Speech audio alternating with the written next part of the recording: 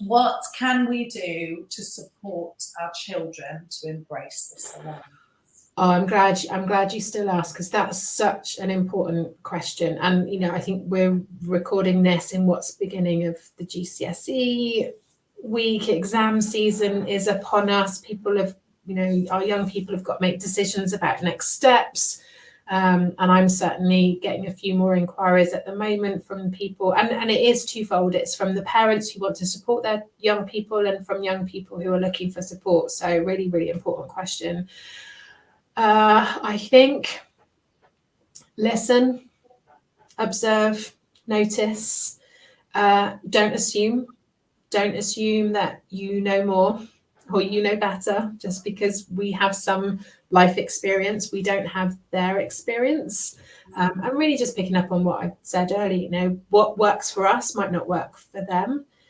So I think we really need to just sometimes listen, take notice, and give them the space. Our young people, I would say, are more resourceful than sometimes we give them credit for. And actually, sometimes they do know the answers. They do know what it is that they need. They just need some support and space to give them time to work that out. So it's that coaching ethos, isn't it? It's giving people the space, listening to them, trusting that they know themselves better than we. I mean, I think as parents, we know our children pretty well. Doesn't mean we know everything. And just because we are the parents doesn't mean that we have all of the answers, or even that we have to find the answers.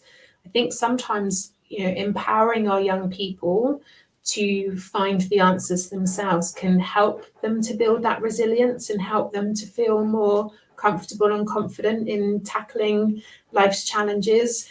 We can't take it off them all the time. And I think we know we want to, absolutely, we know we want to, but we can't. And actually, it doesn't always help them to be able, you know, for us to roll our sleeves up and take the problems off them doesn't necessarily help them. It doesn't help them to learn how to tackle challenges, and it doesn't help them to build their resilience, which is tough. You know, it's, I think, probably one of the toughest things about parenting is not being able to pick them up and make it all better. We have to help them to learn how to pick themselves up and make it better, because that's the tools that they need as a young adult and as an adult. So I think, you know, I think if I've learned anything from parenting, sometimes just sit and listen and give them the space. And if they tell you they're not ready to talk about it, just say, okay, well, I'm here when you are, and not force it, and just listen to what's not being said as much as what is being said. But trust them. You know, I think sometimes that's hard, of, you know, wanting to find the answers. And I think sometimes we have to trust them that they will find the answers themselves, that we are there to support and guide, but not necessarily to fix. And I think that's part of the challenge sometimes, is that we feel that responsibility as a parent, that we have to find those answers and we have to fix and we have to make it better. And yeah, it's tough. It is a tough one, but I think the more we can give them tools and resources, that, you know, the more tools they put in their toolbox over the years, the more we are equipping them to deal with life. And that is hard. It is hard, sometimes, because we've got all of the tools in our toolbox and we know exactly which tool to use, but do we? Whereas actually, when we are more patient with it and we give them time to learn what tools they have, what tools they can use, and what tools they need, we're equipping them a lot better for the longer term. Yeah. And that word trust, you know, just trusting your instincts, just trusting how you're feeling right now, and just work from there. Yeah. And like you say, giving that time, that space. When is it time to kind of move in on that, though? I think that's the challenge, isn't it? I think it's asking the question, you know, trying to ask really open questions. What do you need from me? What can I do to support you? what does that look like? What can I do differently? You know, what am I doing that's helping?